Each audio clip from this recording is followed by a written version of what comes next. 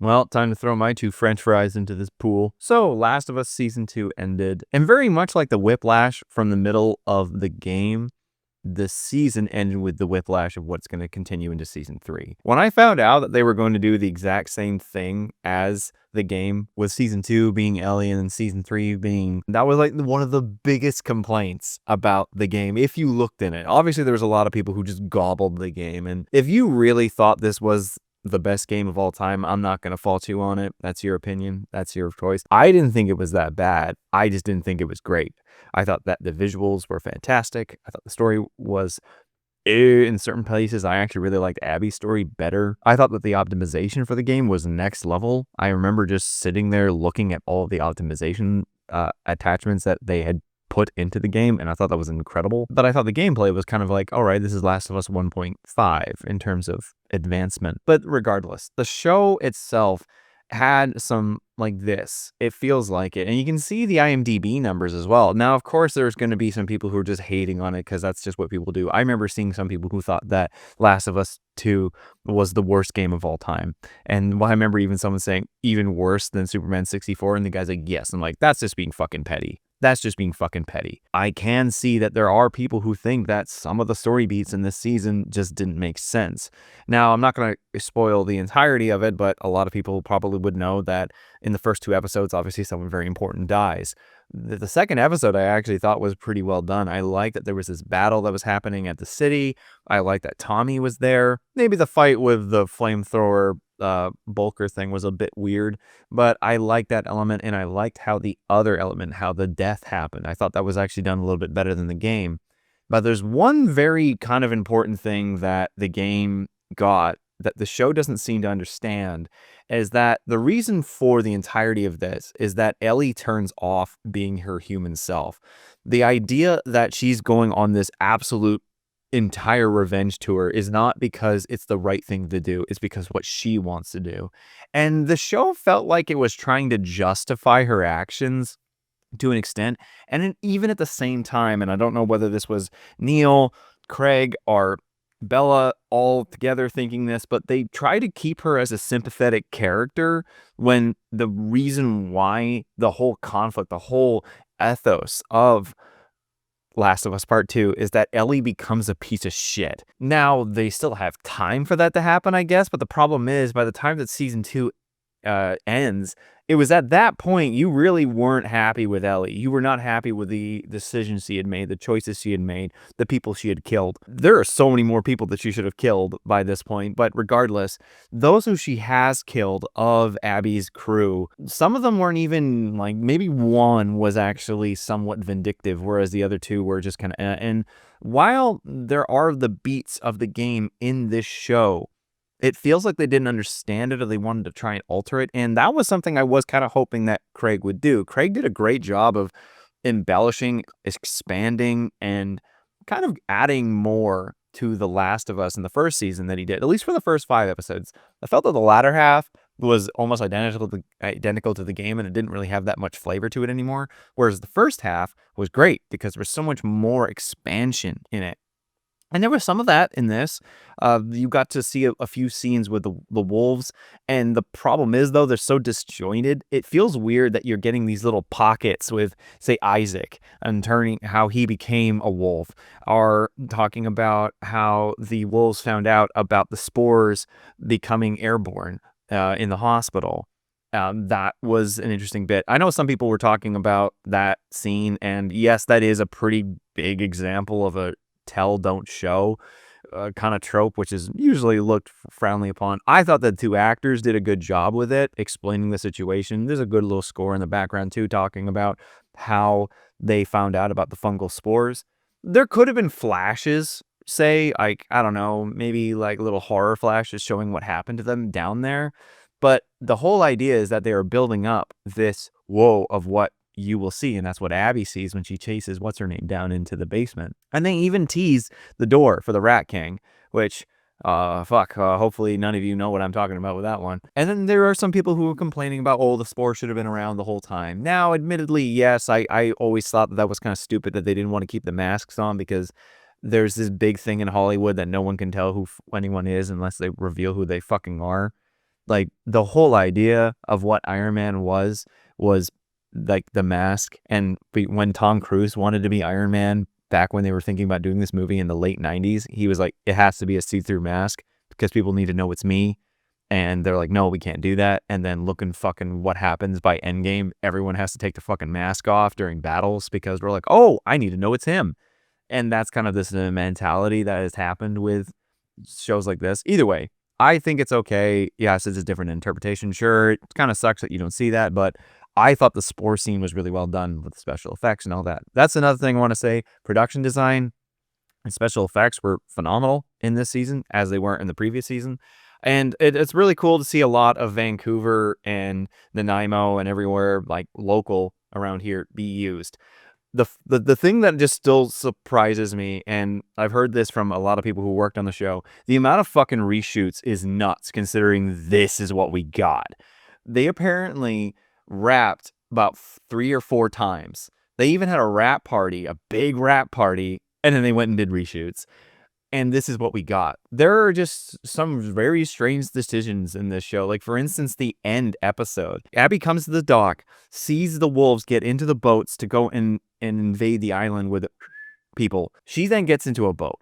And then she goes towards the the Ferris wheel. Somehow is overflipped by a big wave. And then somehow rolls onto shore, despite the fact that we learned that she couldn't swim. And unless that was something that was established in the last little while that she's learned how to swim since, sure. But either way, she was miles away from that island. Regardless, she rolls up, see her, about to kill her, and then they hear the warning tribes like, we're about to gut her, but just leave her because we need the plot to do so. And then she gets back in the boat, goes towards the Ferris wheel again, and sees in the distance the explosions of the invading force. You didn't need to do that. You just needed her to get into the boat, and as she's going towards the Ferris wheel, she can see the explosions happen in the distance. What the fuck was the point of any of that? Why did you guys do that? Why did you use the exact same forest set that was the one where they gutted someone earlier, despite the fact that that happened in Seattle, and this is supposedly on the island? I just didn't get that choice. I did not get that choice, and there's a lot of other choices in this season that are similar. But there are good episodes. Like I said, episode 2 is really, really good. And episode 6, which is the flashback episode, that was so well done. And I like that they actually embellished a lot more about that. They even talked more about Joel and Ellie and their disagreement and the full conversation about what happened with the Fireflies and all that. I love that. I love that that's there. That is the stuff that I was hoping Greg would do with this.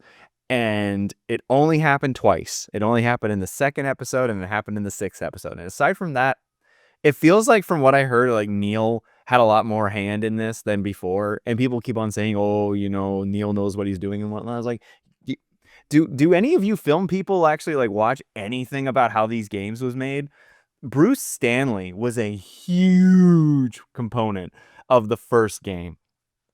Neil also had to go through 10 years of rejection before Last of Us got made. And he made this game with Bruce Stanley's help, and probably Amy Hennig was in the background as well because she was still with Naughty Dog at the time. There's this kind of feeling that, I don't know, like, everyone's just as much gobbling him. Like, not to say that people are gobbling his balls, but it just feels very interesting that there's this many people who are just like, oh, trust the process and everything. Despite the fact that this so far is not as good as the game. This is the first half of the game, and the game was better than the show, which is funny because if you watch, like, if you talked about the first season, I would say that the first half of the show was better than the first half of the game for an extent. The latter half, I felt, of the show was not as good as the game.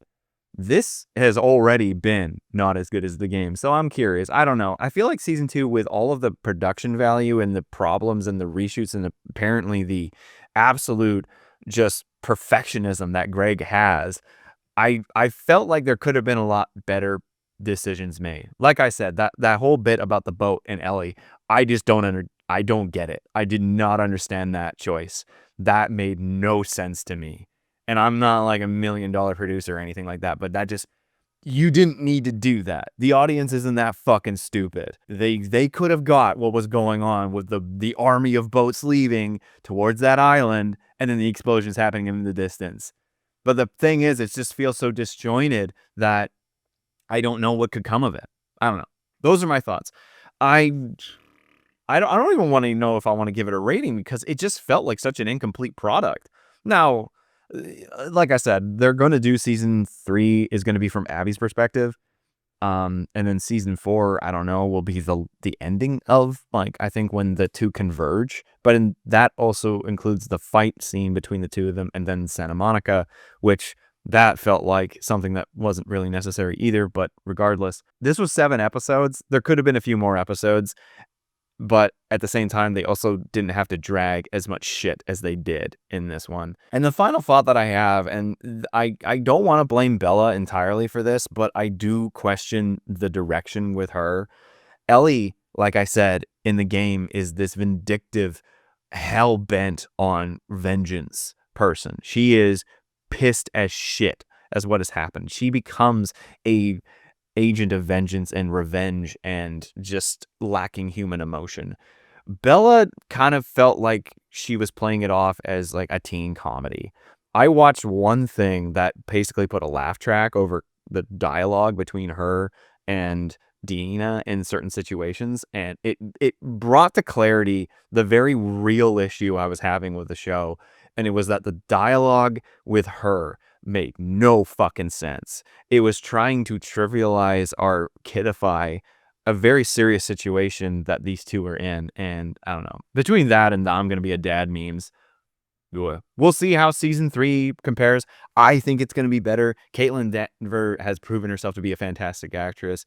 I always thought that she would have been the better choice for Ellie, but regardless, she proved herself at a very young age and Justified. So I know that while some people do not like Abby, the character, I feel that her portrayal of Abby will be done very well in season 3. That's the one guarantee I have of this.